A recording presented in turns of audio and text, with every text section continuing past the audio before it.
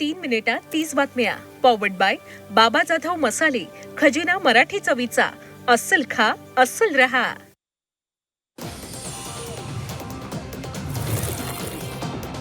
अमरावतीत भाजपमधील गटबाजी चव्हाट्यावर. स्वीकृत नगरसेवकाच्या निवडीवरून मुख्यमंत्र्यांचे मामेभाऊ विवेक कलोती नाराज. बाहेरच्यांना नगरसेवक पद दिल्याचा आरोप.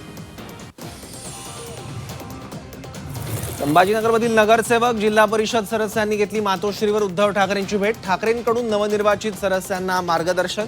सुभाष देसाई, अंबादास दानवे उपस्थित. रायगड जिल्हा परिषदेत सत्ता समीकरणाला वेग. भाजप राष्ट्रवादीचे सदस्य गोव्यात एकत्र. शिवसेनेला एकाकी पाडण्यासाठी राजकीय खेळी. शिवसेना शेवटच्या दिवशी पत्ते उघडणार. मुंबईत 57 मराठी शाळा बंद पडण्याच्या वाटेवर. मराठी शाळांच्या संख्येत दिवसेंदिवस घट. गेल्या वर्षी मुंबईत 84 मराठी शाळा बंद. नंदुरबारमध्ये कॉपीमुक्त अभियानाचा फज्जा. 10वीच्या परीक्षेत कॉपीचा सुळसुळाट. नंदुरबारमध्ये कॉपीसाठी स्पायडरमॅन पॅटर्न. पोलीस बंदोबस्त नसल्यानं कॉपी बहादरांची चांदी. महाराष्ट्र केसरी स्पर्धा 2026 बाबत बैठक. पुण्याच्या वाघोलीतील बैठकीत नियोजनाबाबत चर्चा. वाघोलीत होणार यंदाची महाराष्ट्र केसरी स्पर्धा. सहकार्य करण्याचं गावकऱ्यांचं बैठकीत आश्वासन.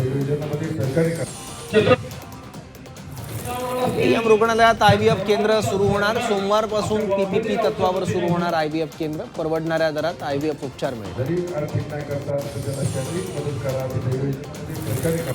आता टोल ऑनलाईनच भरता येणार. राष्ट्रीय महामार्गावरील टोल रोकड मुक्त. फास्टॅग UPI द्वारेच पेमेंट शक्य. 1 एप्रिलपासून टोलसाठी नवा नियम. मोनोरेल लवकरच मुंबईकरांच्या सेवेत येणार. नवीन मोनोरेल कोचेसची चाचणी पूर्ण. सुरक्षा तपासणीनंतर मोनोरेल सेवेत येणार. मुंबई प्रतीक्षा जवळजवळ संपली. व्हिडिओ ट्विट करत मोनोरेल प्रशासनाची माहिती. कोकणवासियांना बोटीनं शिमग्याला जाता येणार. 1 मार्चपासून मुंबई विजयदुर्ग रोरो सेवा सुरू होणार. मुंबई सिंधुदुर्ग प्रवास अवघ्या 7 तासात शक्य.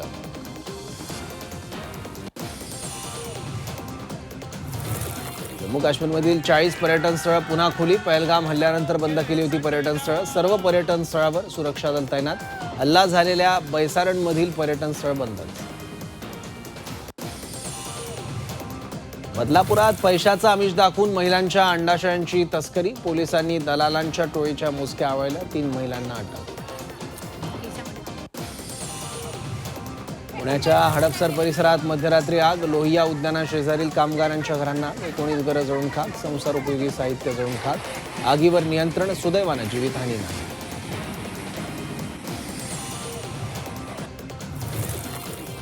तपोवनातील वृक्षतोडीचा मुद्दा पुन्हा गाजणार. वृक्षप्रेमी आज तपोवनात आंदोलन करणार. महापालिका प्रशासनाविरोधात वृक्षप्रेमी आक्रमक.